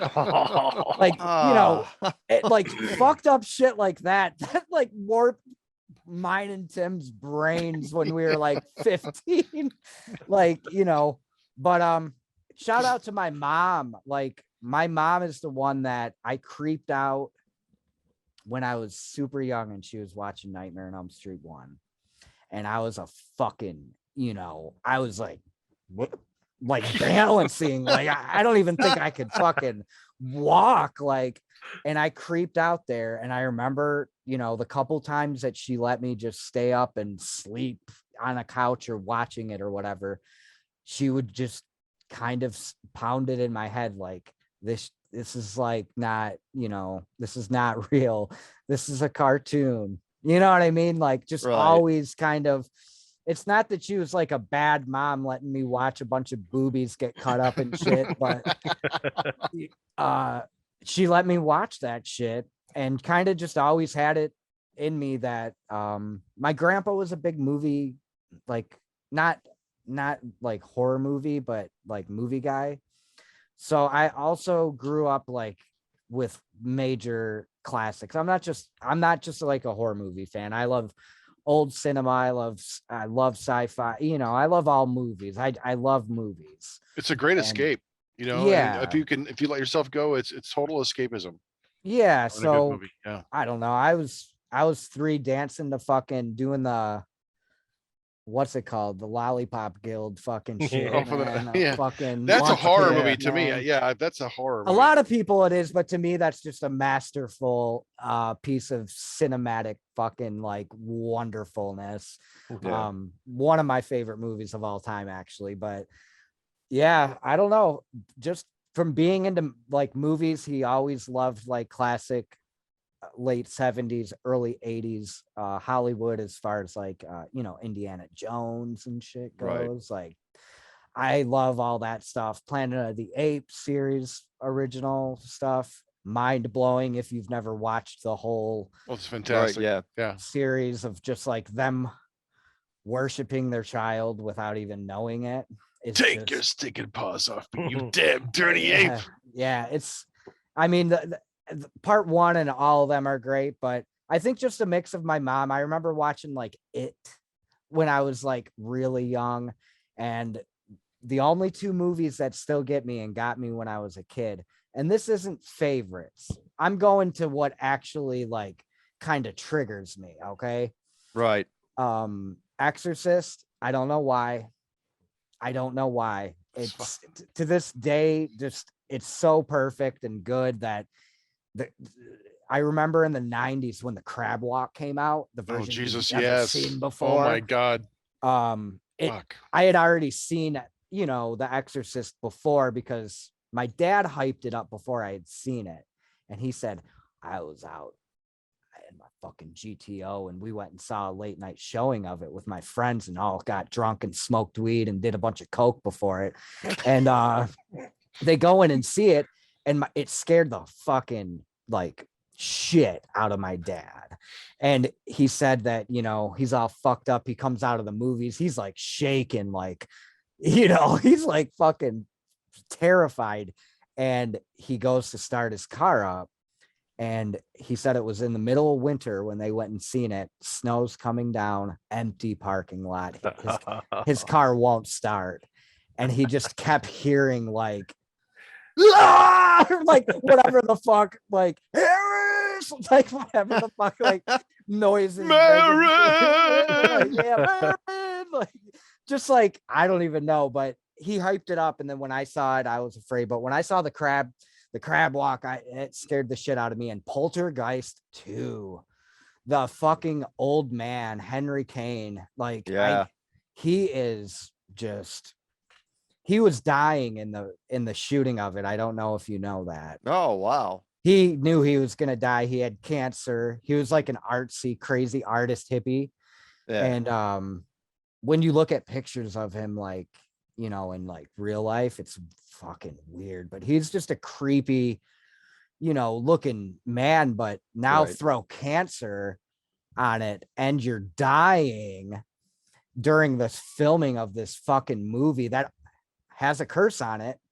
Right. You know, like a lot of people died right after the filming of all 3 of those original movies. But yeah, that when he's walking down the street singing that fucking God song, the God is in his house, like that shit still to this day, if I'm alone, I'll just turn it off. Like, I don't even want to. My ex-girlfriend's dad claimed that that's how he quit smoking. That man came up to him and said, you know, that's bad for you. And like, he was like, and I was fucking done. Like, I didn't Yeah, pick that'll do it. another. Yeah. So, but going back to favorites too, definitely I got to include the OG most terrifying movie of all time, Exorcist. Yes, It's- mine too. It's mine as well for all that It's- reasons, man. Yeah. It's just, yeah, the music, you know, it's weird to think about Tubular Bells coming out years before the movie, and people that smoked weed and did acid listened to Mike Oldfield. They got that album and were like, whoa, like this shit's fucking insane, dude. And like, then The Exorcist comes out and puts that ambience to it, and all of a sudden you're like, oh shit, that's a creepy fucking song. Yeah. But nobody thought about it like that before The Exorcist, you know? That Right. was like, Mm-hmm. that was just a really long song. Right. you Right. Yeah, know? because there's not much Absolutely. music in The Exorcist. It's pretty stark. You know, there's not Yeah, much. and there's not much to it. the score to it too, there's not, like you're saying, it's not even musical. It's just like crazy, Right. like you're not even making notes, you're just making shrill Right. sounds at that point on a fucking, you know, it's terrifying. Right. Yeah. Oh yeah, yeah, definitely. So, what was your favorite Halloween costume when you were a kid? Do you remember? If you remember.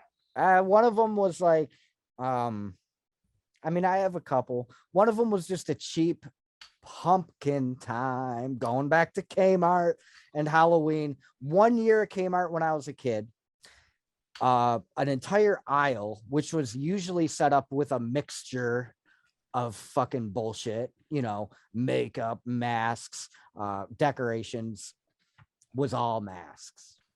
1 year. And all of them were cheap, loose, like thin latex, unbranded, made in China, no brand name, neon spray painted, crazy rat finky, but old Topstone molds. So Topstone was an old mask company, Halloween costume company from, you know, back in the day, 50s, 60s. Somehow this cheap factory that, you know, Kmart bought shit from made these masks, and they were nuts. They had eyeballs down here and one right here, and they were like neon green and pink. Their hair was like purple and like spiked, and you know, I can't even find photos of them because they were probably only produced that year and they weren't a brand name. So, you know, but I got a mask that year that was this monster mask that wasn't that cool. I was just wearing like a ripped up flannel with a mask on, and I was holding a chainsaw that was real.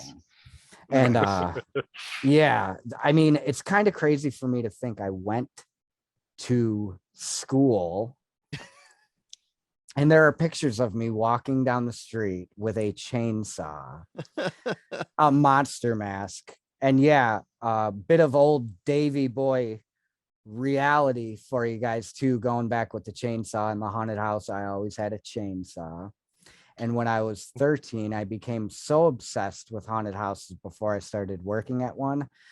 One of the first times I ever smoked weed, ran out of my friend's backyard and chased a woman with a chainsaw down the street and got a felonious assault when I was like 13 years old. And the cop came into my fucking room and I was playing like a song on my guitar because I could hear the cop came in.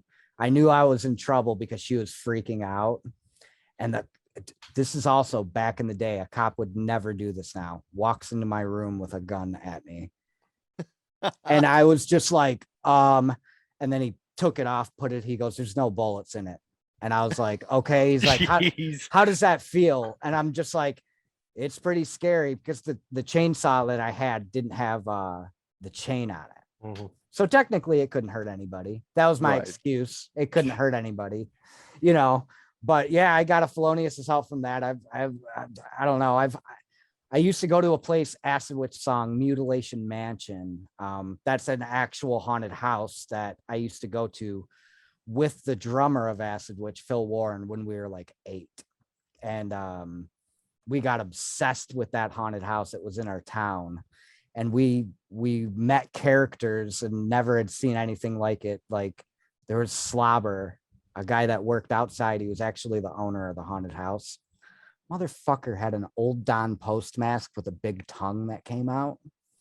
He would be just going through the garbage, eating hot dogs that people ate and chugging leftover soda pop that people had, just picking it from the garbage, fucking with the people that are waiting outside in line to get in. And he was almost like a comedy. He would scare you, but he would just do like weird, fucked up shit like that. And me and Tim eventually ended up working with all these people. But it's kind of odd. I'm looking for it. I don't have it down here. There was a local magazine in Detroit called The Fear Finder. It stopped in 2019, last year of it. Free publication with every haunted house in Michigan in it. And I've collected it since I was a kid because it's free. Right, yeah.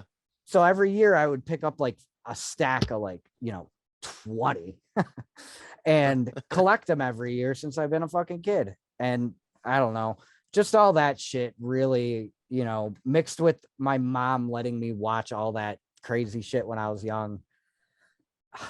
It all has to make sense at some point. And I feel like that's what Slasher Dave music and Acid Witch is. It's like a combination of all that I'm like talking about, Oh yeah, it definitely is. Last question about Halloween and the last question about horror necessarily, but what was your favorite Halloween candy when you went out trick-or-treating? What was your favorite one? Not candy. It's a bag of chips. Oh, okay. Oh, nice. Did you used to get those quite a bit in your yes, trick-or-treating? Really? In Detroit, we have a local company called Better Made. And they produce only the fucking dopest of snacks, like stoner snacks. And they have a barbecue chip. If you ever see it, Better Made brand. It's like a pumpkin orange bag, and it doesn't taste like other like Lay's barbecue or anything. Yeah. It has its own unique smokiness flavor to it that actually kind of tastes like barbecue-y. And whenever I would get a little like 25-cent bag of those, that's always been my shit. That's my favorite thing. Nice. Yeah. All right. Excellent. Yeah. Well, we're going to do a game here. This game is Okay. called Blast Beats. I'm going to ask you a series of questions. You don't have to think too hard. Just, give the answers. We're just going to go down the question. Boom, boom, boom. And you just give answers. Yeah. All right. All right. Favorite pizza topping?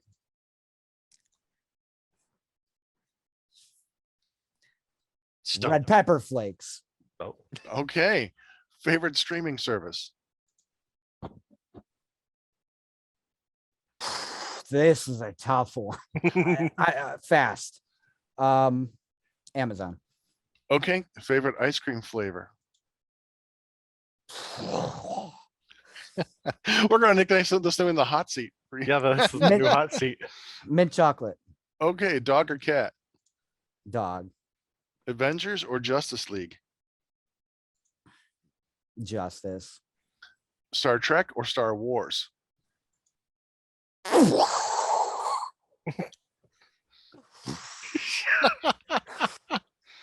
That's my answer. Okay, Bigfoot or Loch Ness Monster? Bigfoot. Dracula or Frankenstein? Drac. Universal or Hammer? Hammer. How do you like your steak cooked? Depends on the place I'm eating it at. All right, your favorite sport? Fuck.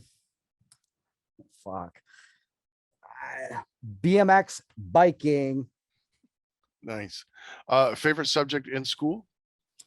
Art. Your least favorite subject in school? Math. All right. Your favorite movie snack? Fritos honey barbecue twists. Okay. Favorite board game?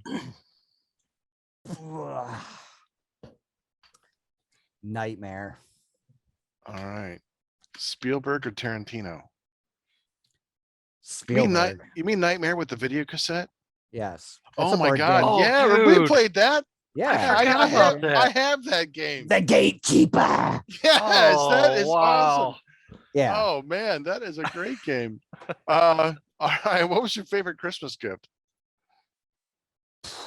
Guitar. Okay, only two more. Your celebrity crush. Tracy Lords. Okay. I wrote her. I asked her to come on the show. Yeah, she's Ohio girl. She's How'd a that boss. go? But she said she was too busy until May. I'm like, well, I'll write back in the fall then. Okay, and last one, your favorite line from This Is Spinal Tap. Fuck. Okay. All right, man. Yeah, good. That's good stuff there. Oh, you having fun so far, man? We're having good- I hope you guys are, and I'm Yeah. not Been a blast, dude. No, This has we been were having a blast blast. talking today. about Yeah. poop and shit. I No. was like, Yeah, poop and shit. That's our This is favorite amazing. things. That was the best story yet. Yeah, we've heard some good stories, but that one, man, that tops it, man. Mhm. All right, this one, I don't know how this was going to go. I mean, you like a pretty eclectic, swath of music. So this one is called The Hot Seat. This game. okay. I'm going to name a band, Mhm. and then I want you to tell me your favorite album by that band. Oof, I'm gonna be awful at this. Okay, go. Okay, well, if you need to I'm squirm, so it's okay. picky. I'm so picky with like music and metal. It's ridiculous. and Oh, I'm it's very okay. choosy. Well, Yeah. that's all do right. that. We're just going to throw it at you. Okay, so Black Sabbath. I gotta go. Paranoid. Okay, Judas Priest.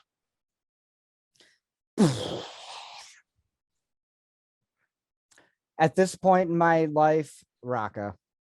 Oh, I gotta. Interesting. Yeah. Mm-hmm. Okay, the Beatles. Fucking absolutely no idea. Yellow Submarine. I have never. Nope. Okay, Rush. Fly by night. Opeth. No idea about anything. Okay, King Diamond. Oh God. Not the Spider's Lullaby. I'm gonna guess. No. I'll just go with them. Okay, Them. which? Oh, them. Okay, Iron Maiden.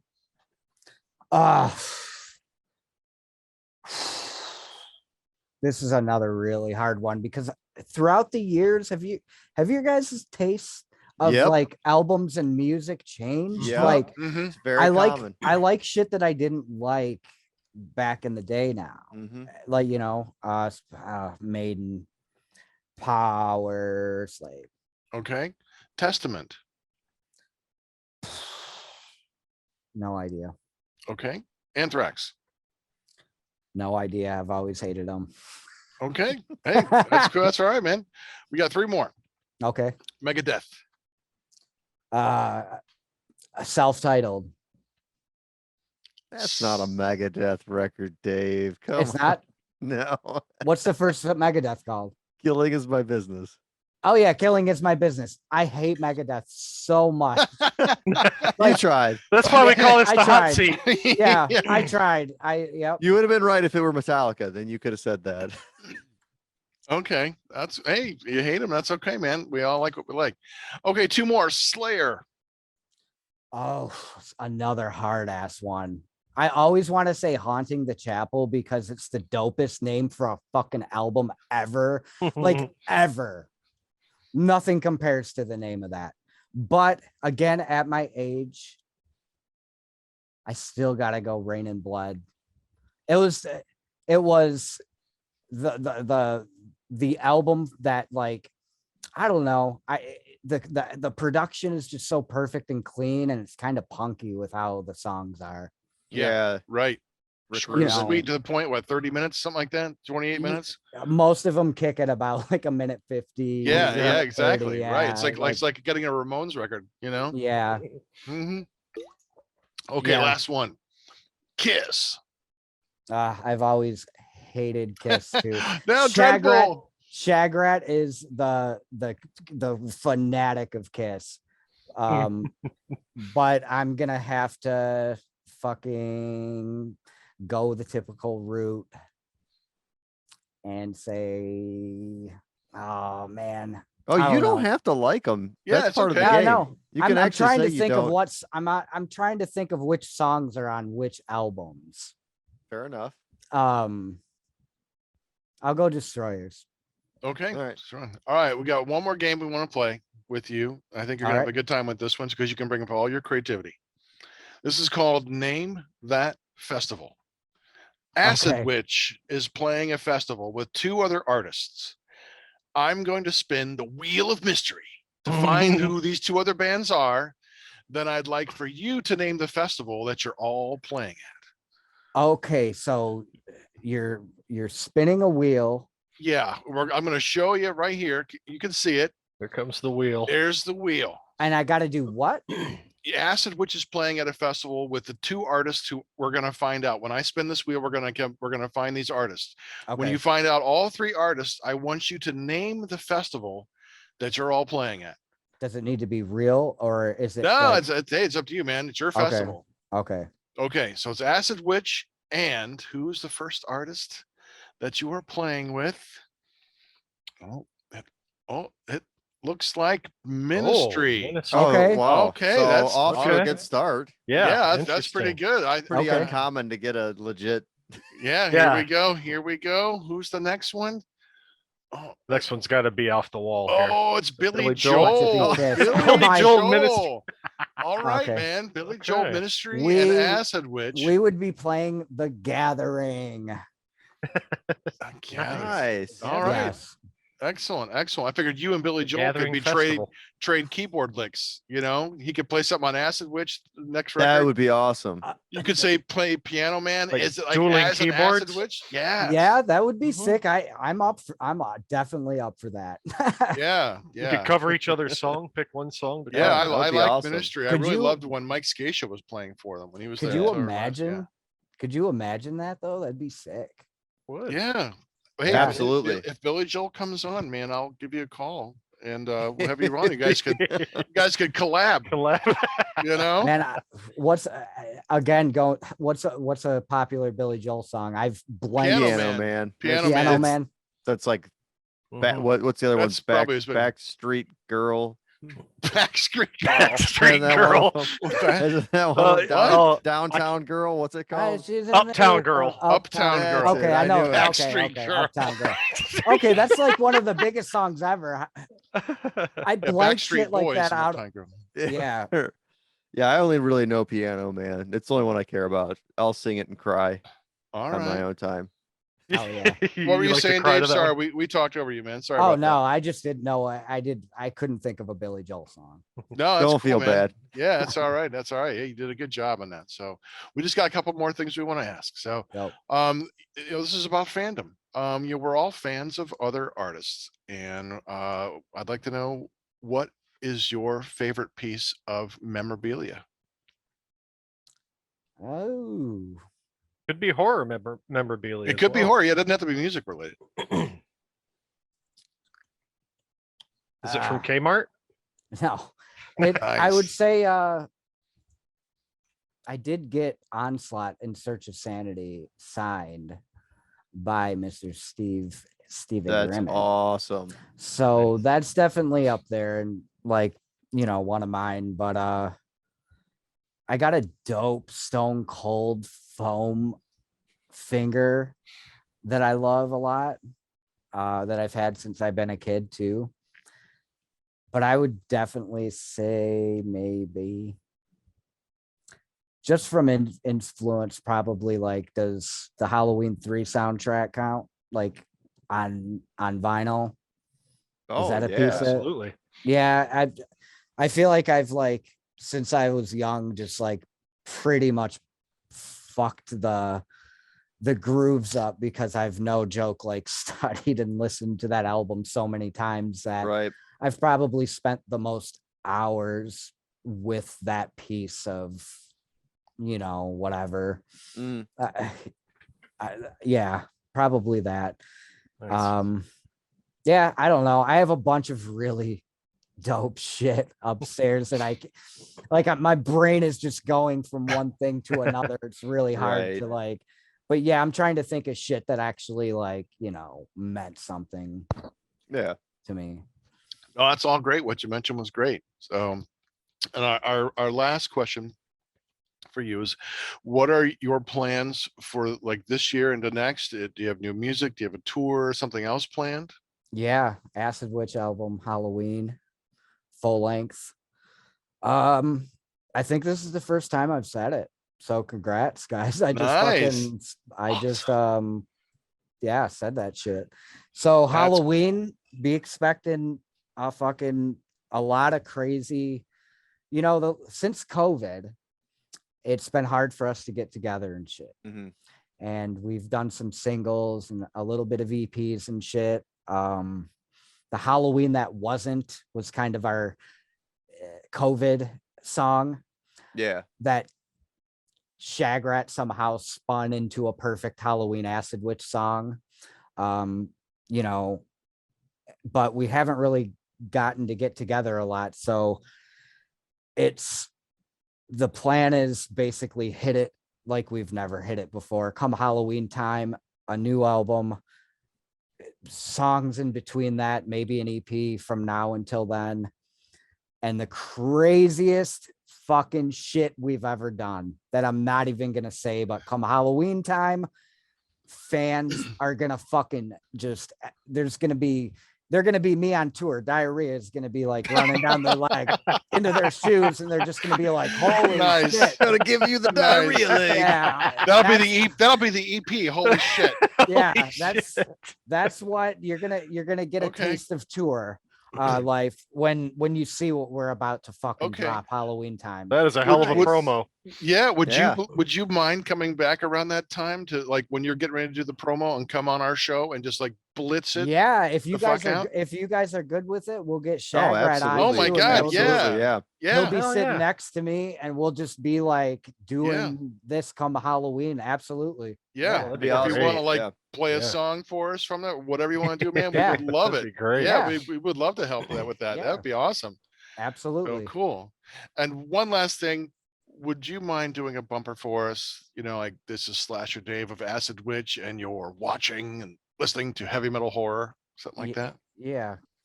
This is Slasher Dave of Acid Witch, and you are watching Heavy Metal Horror. Yes. That- Perfect. That- Thanks, Dave. I hope it That- didn't distort too much. It was when I- amazing. No, it was That was perfect, fucking man. great. That was great. Oh man. Dave, thank you so much. We could hear more stories about your shitting. We could hear them for hours, shitting Yeah. on the road stories. But, yeah, we definitely are looking forward to having you come back on the Halloween time. Yeah, that'd We'll be in awesome, man. touch. Thanks again for coming on our Thank show. you for man. having me. Yeah, this was fucking fun. Yeah, Good. man. Thanks. Awesome, dude. Yeah, we are glad that you had a good time, and you are welcome Hell back yeah. anytime. Yeah, hit me up hit me up anytime if you ever want me to just guest on shit or whatever. It was Yeah, fun. I deal, feel man. like we're all like-minded individuals. Right. Yeah. Well, we're gonna do some more horror stuff as the summer months and Dreadbull starts doing his football season. We'll probably do more horror themed shows. So you haven't met Chop Top. He's our other guest host, but we do more of the Okay. horror stuff. So if you want to come on, just hang out with us when we do like horror stuff. You're more than welcome. We'd love to have you. Yeah, for sure. 100%. Okay, cool. That's the shit. It's weird I'm in music, but that's the shit I love talking about. So Yeah. Excellent. All right, Awesome. good. Well, we'll be in touch then. That sounds great. awesome. All right. So, hey, you can find Heavy Metal Horror on unsaneradio.com. Listen to full episodes or download to your device. You can find us on Facebook, Heavy Metal Horror Podcast. On Instagram, look for Montag Lewis, one word. Our YouTube page, if that's where you're watching, that's where you're at. Heavy Metal Horror Podcast. Don't forget to hit the subscribe button. And now we're on Roku, Hotel Metal Jam. If you know someone who'd like our show, tell them about us. This has been Montag, Master of Illusion. Dreadbull. And Vic has problems. Hey, what's up? I think Vic's Wildcard, watching the show, doing the game. I thought he was shitting himself there. I saw his face. I'm like, man, he's pulling a Slasher Dave. Yeah. Yeah. And you've been watching and listening to, okay, Dave, bring up the horns. Heavy metal horror. This is Doug Helvering, and you have been listening to Heavy Metal Horror, the best podcast that you've never heard before.